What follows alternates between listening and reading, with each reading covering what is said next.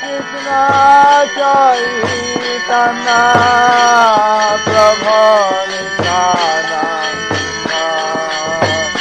Jayapataka Swami Maharaj. Following is a lecture given by His Holiness Jayapataka Swami on April 24th, 1984 in Miami, Florida.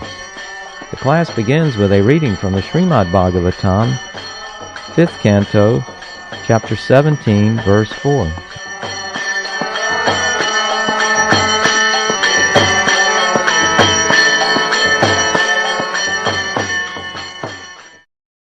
Tato neka sahasra koti vimananika sankula deva yanena avataram tindhu mandalam avarya brahma sadhane nipatati.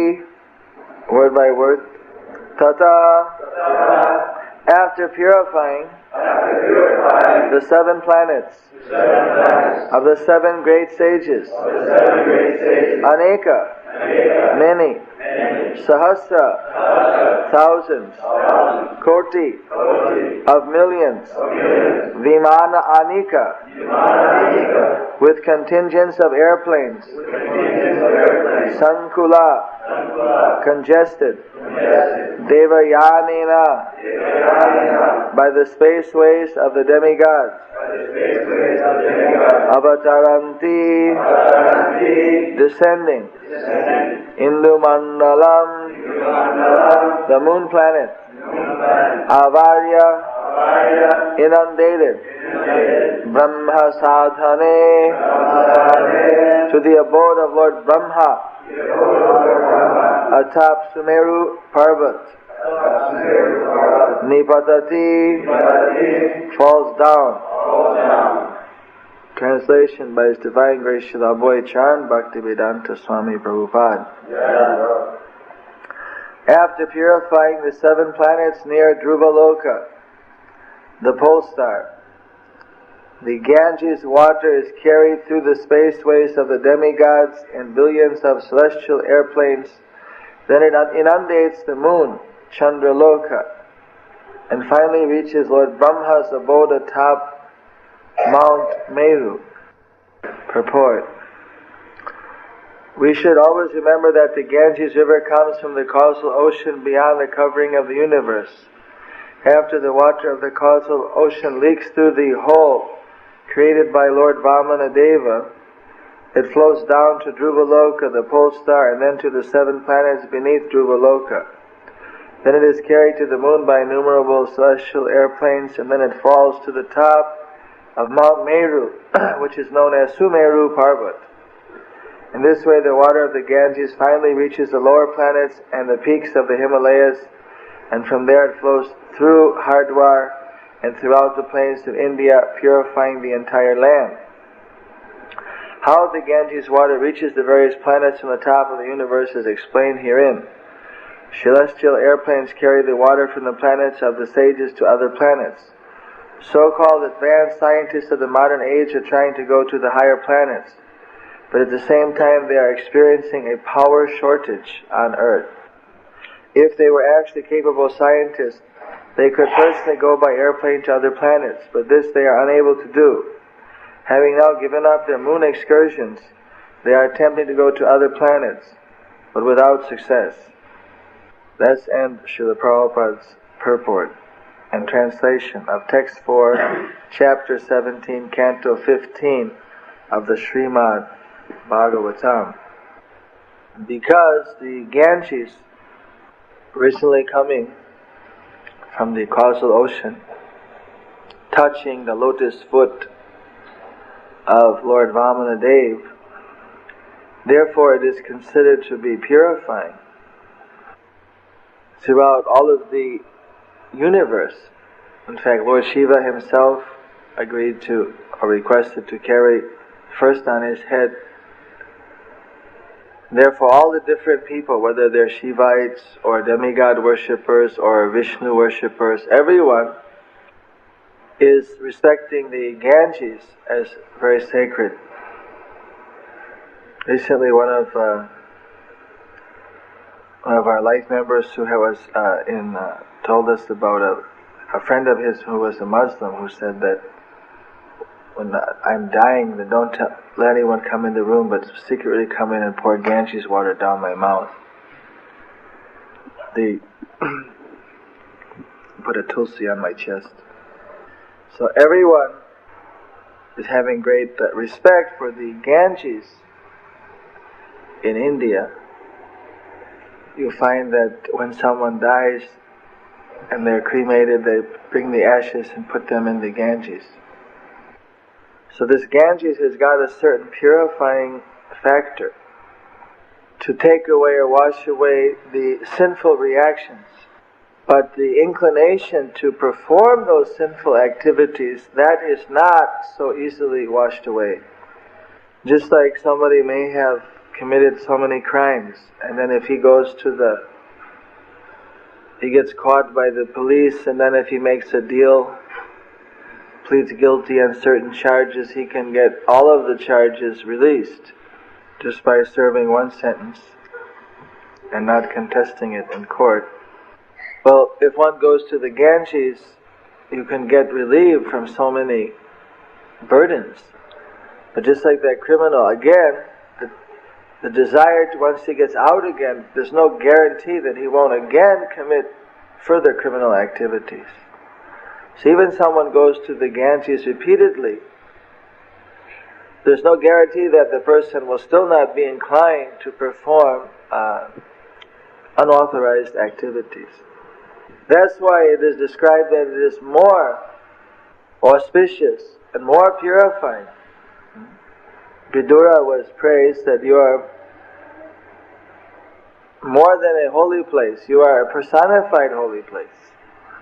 By Maharaja Yudhishthira praised Vidura like that in the Bhāgavatam. Because by the presence of a pure devotee of the Lord, even the desire to perform materialistic activities is very quickly destroyed. Very quickly it disappears. And instead the desire to render devotional service to the Lord is firmly established just by having association with pure devotees of the Lord. Sadhu Sango, Sarvo Shastra Koi, Lovamatra Sadhu Sango, Sarvo Siddhi Hoy. Sarvo Siddhi, or all perfection, is what? Of course, all perfection means to have the desire, the lalasa, the determination to render service unto the Lord. When Raghunath Das Goswami offers his prayers to the spiritual master, and he, step by step, in that prayer, he more or less illuminates some of the mercies which he attributes purely and simply to the mercy of Guru.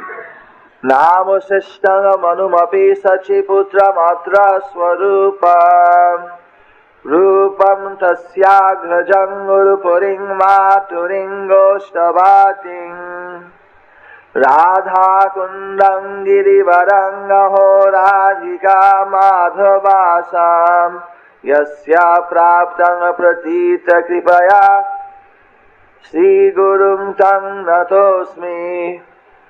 So of course it begins, by the mercy of my spiritual master, I've got the Hare Krishna Maha Mantra, the best of all the holy names. I've got the mantras, the Gayatri. And he had, of course, the association of Lord Chaitanya, of Sarup Damodar, Rupa Goswami, of his older brother Sanatan Goswami, and other residents of Vrindavan and Mathura. And of course, the Mathura Mandala, the Braja Mandala, Giri Govardhan, Radha Kunda, and finally he says Radha Madhava Asam. And the hope or desire for serving the lotus feet of Sri Sri Radha Madhava, Radha Krishna. So that is ultimate objective. That is the goal of life, is to actually desire to serve their lordships. If you don't desire to serve them, how can you serve them? If the real desire to serve the Lord is there, then that is the perfection. Normally people are desiring to serve their senses. They're desiring either gross sense gratification or subtle sense gratification. So many weeds are there in the heart. Desire for nishidachar, desire for illicit activity, kutinati, getting involved in politics, jiva hingsha, becoming envious of others, becoming hurting others, puja pratishtadi, labh, puja pratishtadi, tatu pushakagan, desire for fame, adoration, profit, worship. These are different type of desires which come as weeds in the heart, little obstacles in our spiritual progress. Of course, those are shadowed by offenses to Vaishnavas, which are far more serious, but these other come in the form of weeds, are little distracting desires. So the actual desire to serve Krishna, that is the perfection. And that Krishna says, Jayapataka prapadyante tang sataiva bhajamyaham. That according to how someone surrenders to me, I will reciprocate with him. So somebody actually desires to serve Krishna. When Krishna is fulfilling everyone's desires, why he will not fulfill such a pure desire? But how to get the desire to serve Krishna, that is the most rare thing, because everyone is desiring something else. The pure desire to serve their lordships, and their pure devotees. We serve their lordships through their devotees, no doubt. That is a special mercy. So that may take many bathings in the Ganges to achieve. That's why even the Ganges, when she was requested to please come down from the heavenly planets here into the Martya Loka, into the Bhuloka, into the middle planets, she was very reluctant. They're all going to come and bathe and leave all their sinful reactions upon me. She wasn't interested. But when Bhagi Maharaj, when he pointed out to her that so many great sages and pure devotees of the Lord, they will also bathe in your waters, to get their association, even Mother Ganges was attracted. Because those pure devotees, of course, by their presence, because they carry Krishna in their heart, of course, not only would the burden of the sinful reactions in the Ganges be dissipated, but moreover, the association of such devotees increases one's desire to serve Krishna, which we cannot express how important that is. That is the ultimate.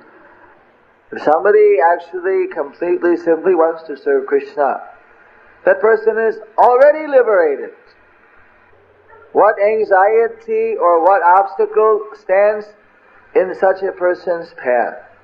It's because we desire to do something else other than serve Krishna that we are placed into a difficult situation. Krishna bahirmukha hoya bhogavan shakore. When we become materialistic, that is described as bahirmukh. Means we've turned our face away from Krishna. We're desiring something else. Bhogavan shakore. We desire to enjoy on the material platform. Then what happens? Maya nikasta aise japortiya dhore. Maya, she comes up very close. And as soon as we turn away from Krishna, she tackles us. Japotia means she just jumps and boom, knocks you down. Football, rugby. She's got you, ties you up, just like when they catch those in the rodeos. Rodeo, caught up, bound hand and foot.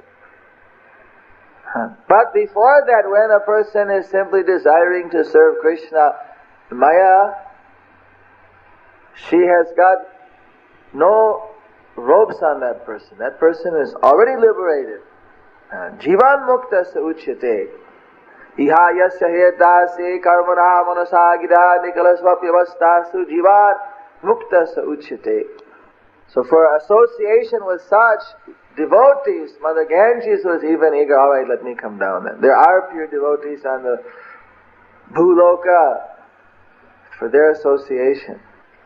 So when she came down in the Navadip Dham, there's one of the 9 islands which is known as Janu Dweep, because there is the ashram of Janu Muni.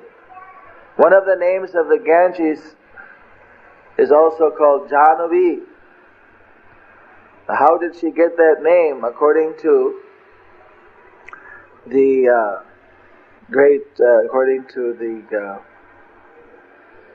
Acharyas, in their explanation of the Navadip Dham, when the Ganges came down, she mischievously started to flood the ashram of Janu Muni, and his ashram being severely disturbed by the Ganges flooding, he decided to relieve himself of this disturbance. In a sense, he punished the Ganges. He just swallowed up the whole Ganges. So Maharaj Bhagi, he was going down, making the river course, excavating. So as he's going, and the Ganges is furiously coming, and he's excavating just immediately with his big chariot. Suddenly, he looks behind. There's no Ganges. It's not something you misplace. It's gone. Just a dry riverbed. So it took him quite some time to find, where did the Ganges go? What happened? Just disappeared. So finally, he came to the ashram of Janu Muni, and he got information that Janu Muni had actually swallowed the entire Ganges. So he requested him that, my forefathers' ashes are lying there burned up by the glance of Kapila Muni. Their souls have no peace. I'm bringing the Ganges there so that the Ganges water will touch their ashes. And so many countless living entities, they're going to benefit by bathing in the Ganges. And you've swallowed the Ganges. So I can only please humbly fall at your feet and beg you, kindly, again, cough up the Ganges, and I will take it away from your ashram. He said, I'm sorry, I'm already digested.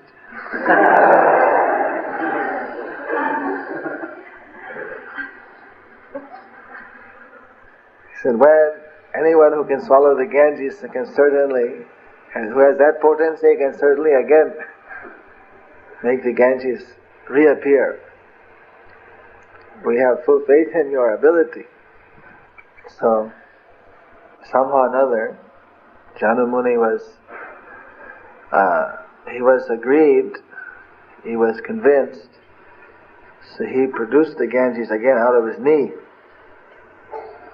It's also known as a Jahnavi. So, this way Maharaj Bhagi continued taking the Ganges from Navadip Dham down to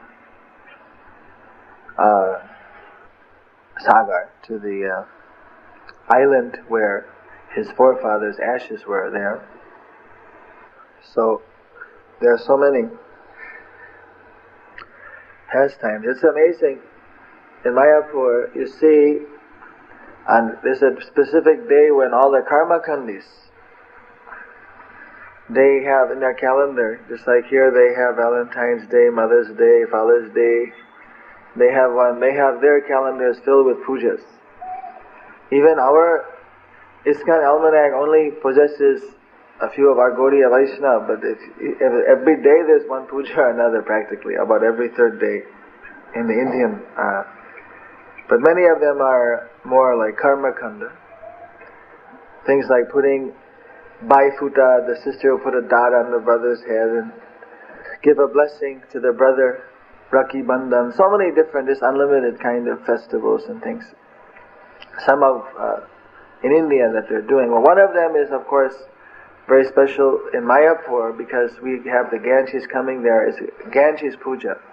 I don't know the history behind Ganges Puja in Navadvip Dham, but there are literally hundreds of fire sacrifices going on, and kirtans and pujas being performed all up and down the side of the Ganges.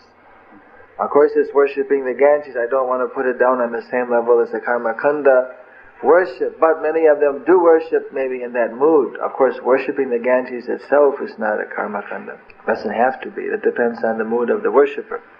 Ganges is a pure devotee, but there's so many people worship the Ganges. And of course, several times we've observed the solar or lunar eclipse, where we'd all go down and we'd stand waist deep or chest deep in the Ganges for several hours. One time on Gaur Purnima there was a lunar eclipse one year, and we all went down for several hours and stood in the Ganges. Very nice. Chanting Hare Krishna. So Prabhupada used to complain that here you're living right next to the Ganges, but you don't go there bathing. Those people who come from thousands of miles away, they always immediately go and bathe in the Ganges. There's a Bengali saying that those who live near the Ganges, they don't go. It's those who come far away, they come. In the local villages, they say, well, it's like if you have a lamp, just around the lamp there's a shadow. Far away the light goes. We're in the shadow. You have to uplift us. But actually, Prabhupada, he requested us that you build me a road right to the Ganges, and I'll go there bathing every day. He said, this will increase my longevity to go bathing in the Ganges every day. We tried many different ways to get a land that went right to the Ganges, but we should have paid any price. At the same time, Prabhupada didn't want us to pay more than the market price. So at market price, somehow we could never, it just slipped our fingers several times to get that path. But one time, Srila Prabhupada, of course, several times, he walked down to the Ganges. He was just walking with his clothes on, and suddenly he said, well, he looked around. He said, it's all brahmacharis and sannyasis, so let's take a bath. But Prabhupada, there's no towel or anything like that. This is India. So he just took off his clothing, wearing his kopin and his Brahman underwear kopin, and he put one top piece on the bottom, and then he went in to the Ganges. I think there's a film or a picture of that. I saw it one day. 15, 20 were there. The Ganges that year, because it was very clear in the winter, so you could see right to the bottom, which is rare, and normally the Ganges is a little bit muddy, a little bit saffron color. So like this, spiritual master, by his own example, he's also teaching. And before going in the Ganges, he take Ganges water, put it on his head. Before touching the feet, the water should touch your head. This is the system. So, like this, Prabhupada is so kind to make an ashram in Vrindavan and Mayapur just on the bank of the Ganges, so devotees can go there and take bath. And similarly, even though the Ganges is limited by at least our ability to bathe in it physically, of course mentally one could bathe in it by mantra, that we have to go to that location, but the pure devotees who actually carry Krishna in their heart, they're so kind that they're going all over the world to spread the devotional service to give this association. So they should be, that association should be given even more importance. You see, just as we give so much importance to bathing in the sacred Ganges River, we should give equal and more importance to bathing in the association of devotees, pure devotees who are simply dedicated for spreading the holy name and fame of the Lord all over the world. So, of course, we personally saw that even though the Ganges water didn't flow here in America, but where Prabhupada went in America or in other parts of the world, he was able to inspire. Still today, so many people are being inspired by Srila Prabhupada's representatives. We know that that spiritual inspiration, you shouldn't take it to be something ordinary. It is actually a type of, like Ganges water coming down, it's a type of mercy of Lord Chaitanya coming down when he said that he wanted to disseminate this Sankirtan movement and he wanted so many people to assist him. And in this way his mercy is descending. And it's simply being handed, like from one airplane to it's simply being handed. And if someone is fortunate enough to take that water, that mercy, well then their life is also perfect. Anyone who gets this mercy of Lord Chaitanya, they should hand it on. It shouldn't stop there. The flow should continue. Not that one tries to drink up the whole water and then just... No, we take our full, but we let the flow go on. And again we give it for others. Hare Krishna, Krishna Krishna, Hare Hare, Hare Ram, Ram Ram, Hare Hare. Are there any questions? Yes? I just wanted to think about a little bit about Samadhi's coming with Now we've expanded the working group on the Samadhi. We're still lacking a few technical people who know architecture or engineering or art to work. They have a department of artists who are making dioramas and reliefs. They have the local artisans working with them, and they have a foundry there where they're casting brass or different bronze or something, deities, and murals and reliefs and so on. So they're progressing. Of course, in every department, a little bit undermanned, need some more manpower for the different departments. And at the present time, the cash flow seems to be adequate if we could get some more in the middle of the year. We're a little bit tied up with the contractor trying to do some program to get the work done faster. So now we're trying to somehow or another motivate the contractors to increase their pace of work. But our objective is try to finish it by the 1986 500th anniversary festival.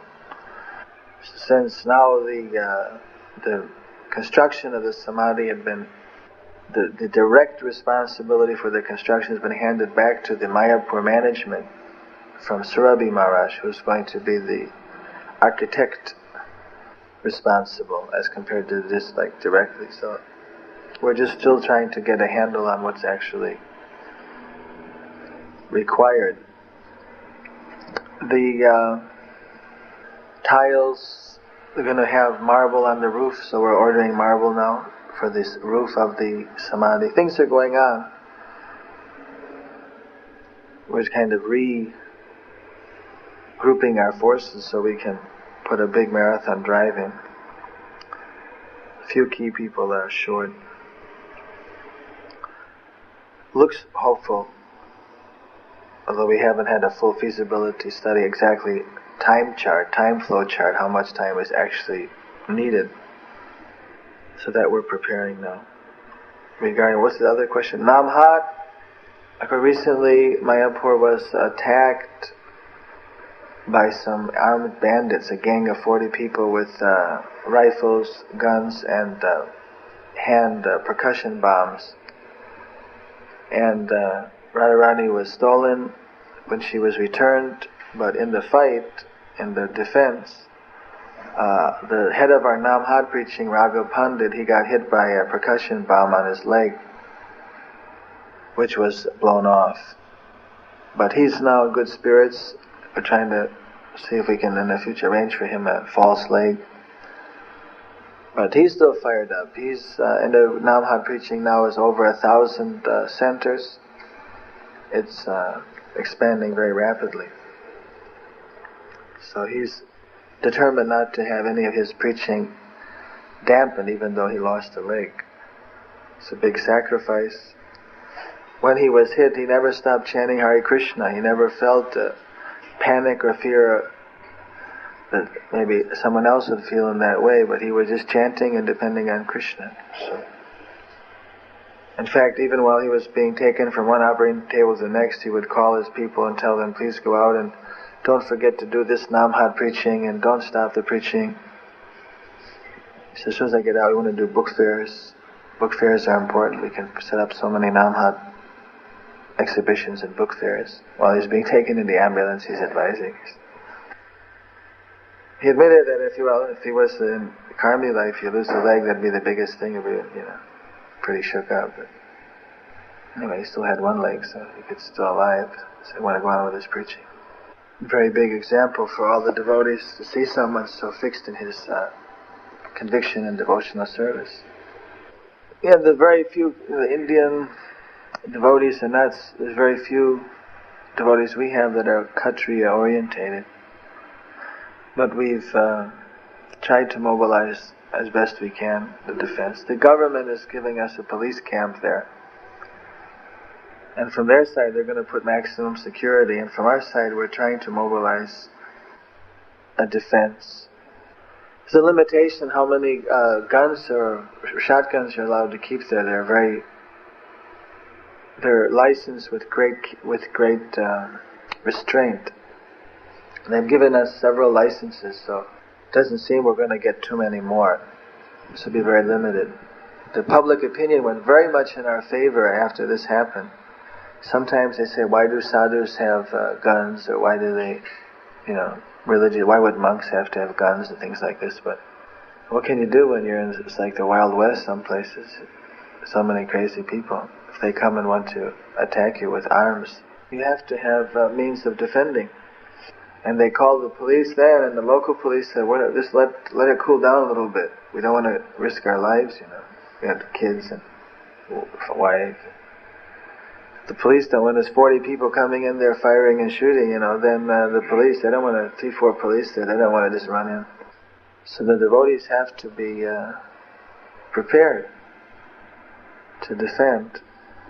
So that's the basic policy we're making, is that in case of any emergency, at least every devotee, some are more passive kinds, so we've given, the passive type can call the police or take care of wounded or something like that, and the more aggressive type, they can take more forward positions of defense.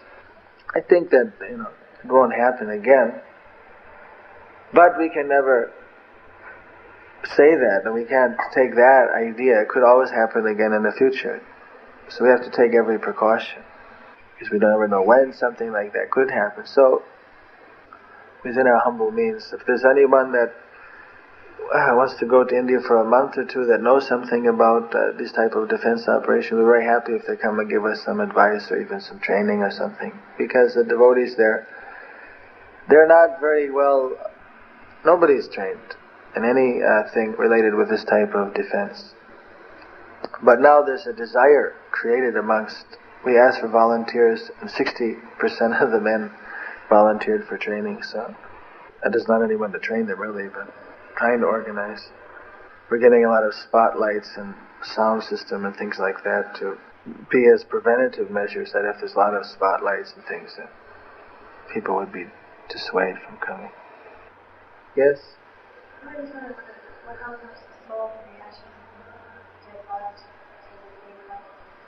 How does it help? Well, that's just like a special mercy given. Whatever connection is there between the subtle body and the soul, and the previous body, the remains of the previous body that it was in, when it's put into the Ganges, so that it's freed from so many karmas. It's just a special facility given. Just like the son offers worship to the deceased father by offering prasadam of Vishnu. In case the father or mother are in some hellish condition due to their mistakes, but because the child is offering them Vishnu prasad, say they're stuck somewhere as a ghost, when they get Krishna prasad, then that elevates them out of that hellish condition. So putting their ashes in the Ganges also has an effect like that. Person may not have been able to die in the holy dham, but then somehow it's like that. After the fact, that type of an effect is brought in. That the person, the individual concerned himself can't do. That means that the offspring or some well-wisher has to do that. So that gives an opportunity for a loved one to try to do something to spiritually help a deceased person after they're already gone from that body. It's too late for that person to do anything. They're already on to the next position. Yes? Well, the police did an extensive search. After they heard it came out in London and New York Times, they took it, I guess, as a prestige thing. They had so many police crawling over that place. We also put up a reward. We offered 10,000 rupees, and then Bhavananda Maharaj phoned up from New York and said, offer 50,000 without asking us. Actually, later on when he heard we offered 10, then he said, don't publish it, but it was too late. Somehow that already got out. So the paper, everyone's coming, is it 50 or 10 or 60? So there was, everybody and their brother was informing piles of mail coming in. Somehow, anyway, police somehow fished it out and got. This is the one thing in India, recovery percentage in India is very high. I lost a briefcase, and I announced to all the people around, I'm giving right now cash 100 rupees if I get my briefcase back. Within 5 minutes I had it back. Somebody dropped it.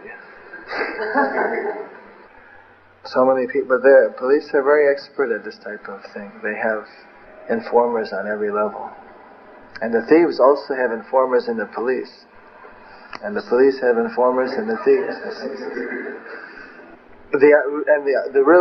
Of course, the reason why we got it is because we caught some of the thieves alive. In India, they don't have any restriction on police interrogating prisoners. So we see two of them gave dying statements. We have on tape.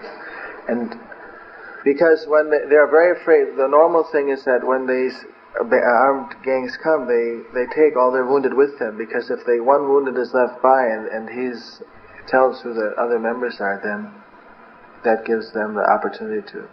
It's not really a vyasa kind of discussion, but more like for a darshan. Well, because the Prabhupada once told us, if somebody attacks the temple, they shouldn't leave the temple. They should remain there.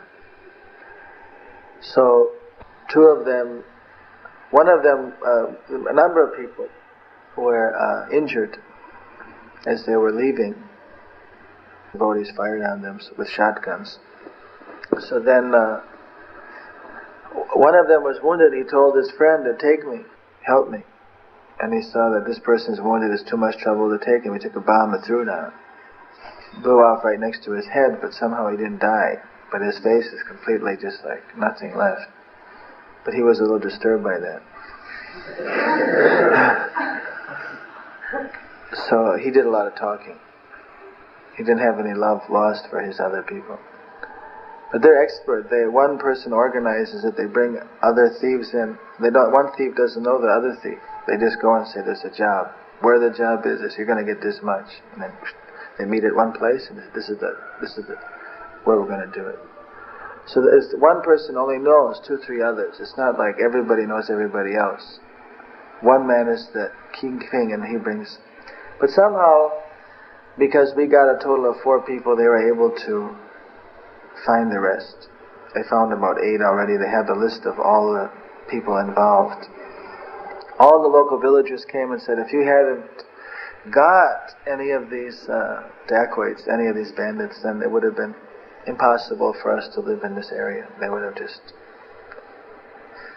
tortured everybody.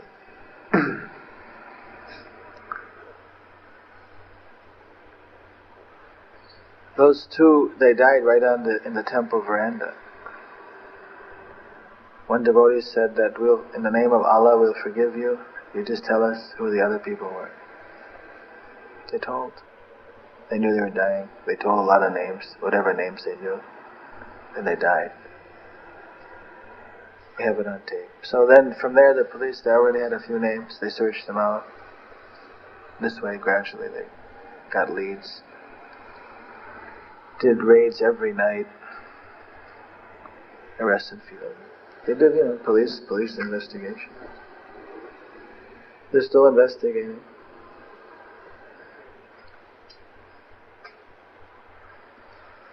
The director and general, who's over the inspector generals of police, and he came out. A number of big officials have come out. They're very favorable. They want to put a permanent police camp. They want to make it very safe for pilgrims to go there. There was much less likelihood of anything like this happening again for a long time. But still, we're going to take every precaution. We're going to design the temples now with a security mind. If you go to Mayapur and you see on every staircase, steel gates and different things, you'll know why.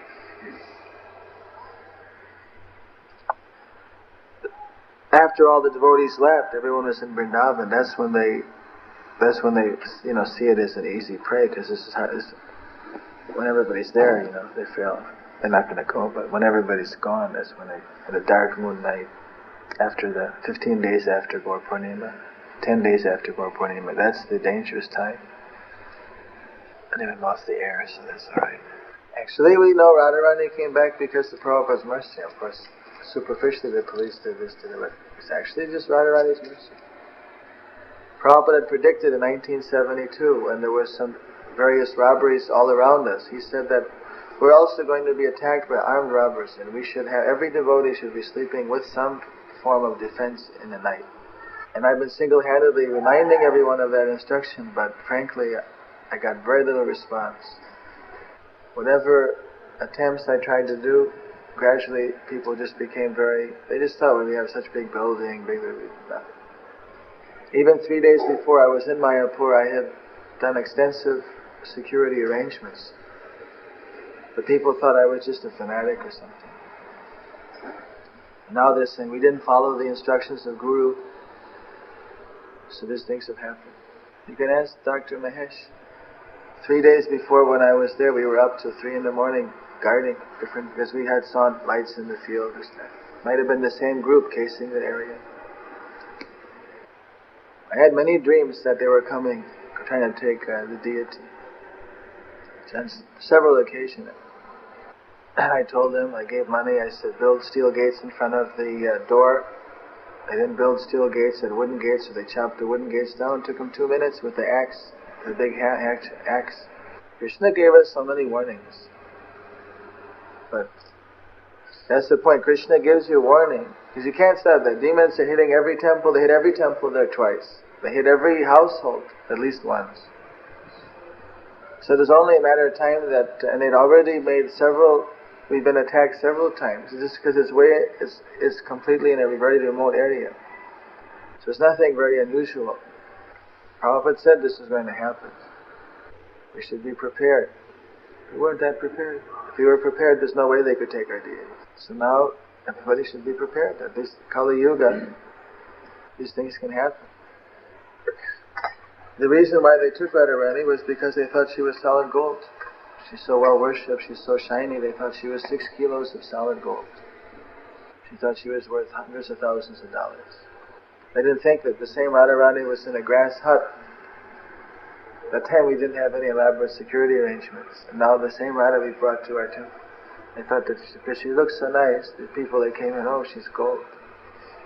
She's more than gold. She's effulgent, so that's why. But they think, well, at least she's gold. When they took her, of course they can't take her. She's still standing, just like Ravana thought he took Sita, but actually that was the Maya Sita. Then, of course, they found materially that she wasn't made out of gold. They felt very disappointed. I take it that whatever happens in the Holy Dham, that has significance over the entire world. So the fact that we got attacked at the Holy Dham, this was an indication that our movement was under attack, and that they were trying to, and therefore they're trying to take Lakshmi. That our movement is under attack, and that demons are trying to steal the Lakshmi from this movement, and we should take every precaution to protect Lakshmi. And that's exactly what's the anti-cults is, that they have this opulence. We're going to hit them where it hurts most, in their pocketbook, by litigation, drain off Lakshmi. Different places. The demons become envious, so they want to attack Lakshmi. And this is just Prabhupada telling us that we have to take every precaution so that Lakshmi, just as we would protect the deity, so that she's not accessible. Similarly, somehow the Lakshmi or the wealth of the movement in terms of material assets should be protected from the demons who want to steal that, so that it can't be used for serving the public, serving Krishna. Hare Krishna.